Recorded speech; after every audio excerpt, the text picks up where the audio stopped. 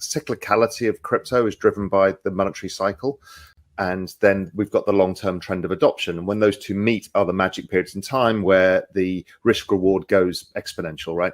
And this is why crypto looks like no other asset. There was a great thing that Bloomberg put up recently, which is over the last 10 years, 7 of the 10 years, Bitcoin's been the best performing asset in the world as a proxy for the whole crypto space. In the 3 years that it wasn't, it was the worst. And, it's buying the worst when you get this is an incredibly exciting opportunity. And you don't get this kind of risk reward. So I really like it from an investment point of view. I think at a broader level, there's a lot of stuff going on in the background that is really interesting. I think ETH staking is still not realized what that means for the lending industry and be able to build better quality DeFi products with understandable risks, because you've got a benchmark yield for the industry. And I think it's a hugely important thing. People don't know it, but that by the next cycle, by 3 or 4 years time, everyone's going to be familiar with that. How people can start pricing things of ETH yield plus. So then Solana yields trading more expensively. Why? Because there's more risk in the ecosystem, whatever it is, right? I think that's a very big deal. What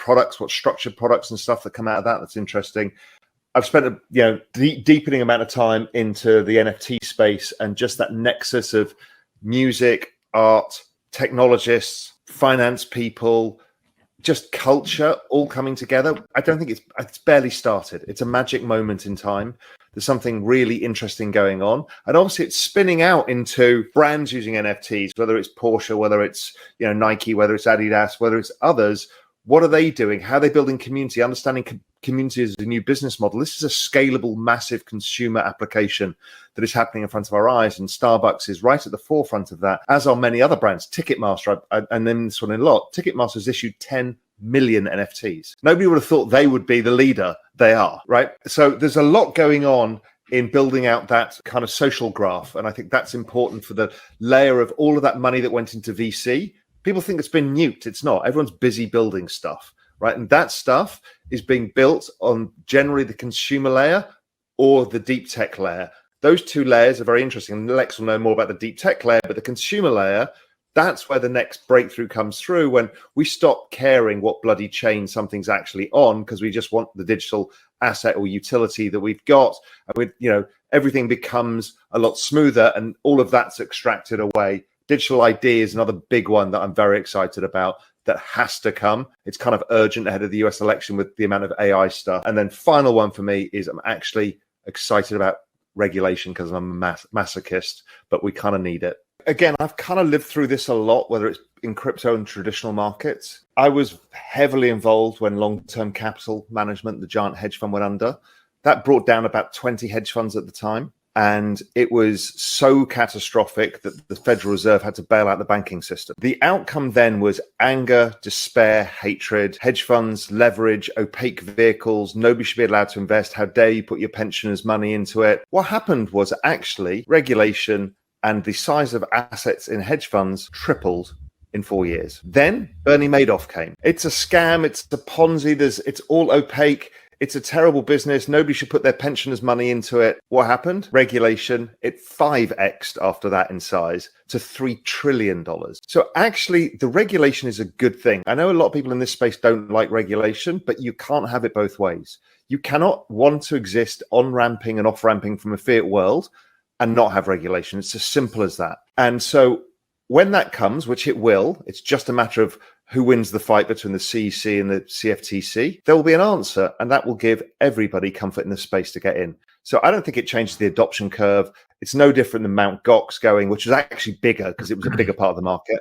It would be like the equivalent of FTX and Binance going under at the same time. But, we saw it with Bitfinex as well. They were huge when they went, insolvent. So we've seen it a number of times before. It doesn't stop the space. It's usually just when the tide goes out, and that's usually when monetary liquidity is withdrawing from the system, you see who's swimming naked.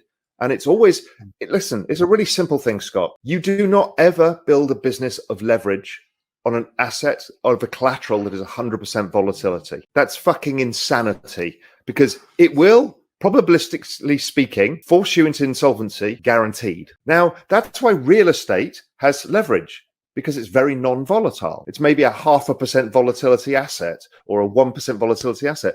This is 100 times more volatile. And idiots think every time, You know what we need to do is build leverage on 100 volatile asset and then wonder why they blow up and go, really, guys? It's pretty obvious. So anyway, that's my learnings, that regulation will stop the leverage in certain ways, or reduce the leverage for in line with the underlying volatility, and sort out properly client segregation of funds. I mean, I was also caught up at MF Global, which was at the time was massive as a futures brokerage. It was bloody John Corzine, my old boss from Goldman Sachs, who was the governor of New Jersey. He stole the customer money to take bets on European government bonds. And he was a fully regulated futures brokerage. I mean, humans do this stuff. Give them anywhere, a cent of money anywhere, and they will abuse it. And also, Lex, early on in any economy, so whether it's the US economy or British economy or any of these, the financial system usually fails a couple of times. As people are building, they create the wrong risk, they don't understand. You know, it's actually pretty common. You know, 1929 and the banking crisis that went before it was pretty common at that early stage, because what you do is get the rampant speculation that uses the leverage.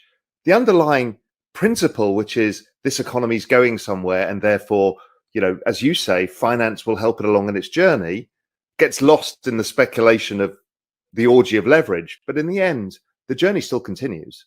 Gensler's the person who's held this up. The CFTC would have done this a while ago.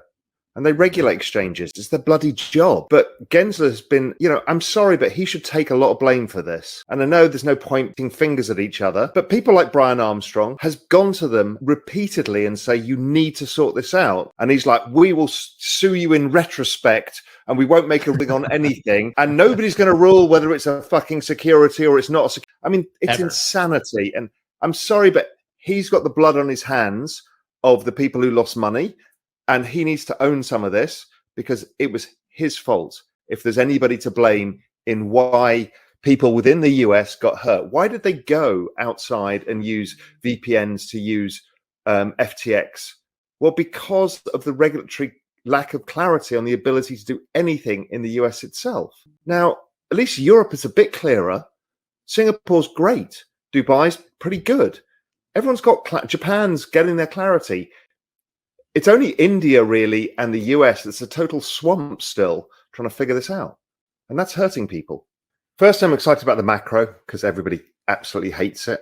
Face Scott and sit in your tweet, Scott. You just can't stand the name Jay Powell anymore. And I love those moments in time, right? Those are the turning points.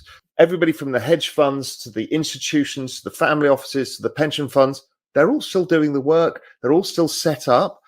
They're all sheep now, right? Right now, it kind of is the wrong moment unless you're brave. So the brave people will do it now.